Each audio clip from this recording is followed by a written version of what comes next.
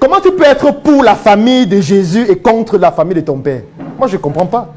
Dans le cas où les parents ont une influence négative sur nous, est-ce qu'il ne serait pas idéal de combattre ça? C'est ma question. D'accord. Ça, c'est une très belle question. Dans le cas où les parents ont une influence négative sur vous, est-ce que vous ne devez pas combattre ça? Déjà, j'estime que les parents n'ont aucune influence négative sur nous. Aucun parent n'a une influence négative sur son enfant. Aucun. En tout cas, pas consciemment. Ça peut être inconscient. Maintenant, vous allez me dire, non, tu racontes les bêtises. Il y a les parents qui giflent les enfants, qui vendent les enfants dans la sorcellerie, dans le femme-là. Il y a les enfants qui maudissent, les parents qui maudissent leurs enfants. Oui, ça arrive, sauf que c'est parce qu'eux aussi, leur énergie est troublée. Parce que vous pensez que vos parents n'ont pas d'énergie. Vos parents vivent aussi les mêmes lois que vous vivez. Et qu'eux aussi, ils ont leur énergie avec le trépied énergétique de leurs ancêtres, de leur environnement et de leurs connaissances.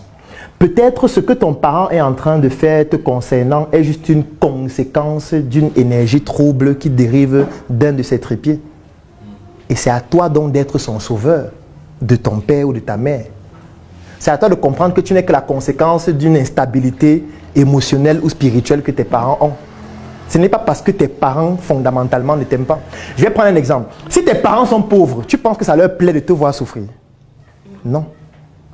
Et parfois, ça peut les rendre violents. Parce que ton père, peut-être, il s'est battu dans sa vie, il n'a pas pu avoir beaucoup de moyens. Mais vous êtes né, vous êtes 5 à la maison. Il ne peut pas vous payer l'école.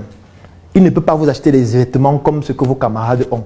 C'est une frustration pour lui. Parce qu'il se rend compte qu'il n'est pas en train de respecter une responsabilité qui est la sienne. Rien que ça peut le rendre violent. Ça peut le pousser à être plus violent vis-à-vis de certains de ses enfants. Parce que dans sa tête, il se dit, mais bats-toi pour réussir, non? Comment tu ne vois pas que c'est dur chez moi?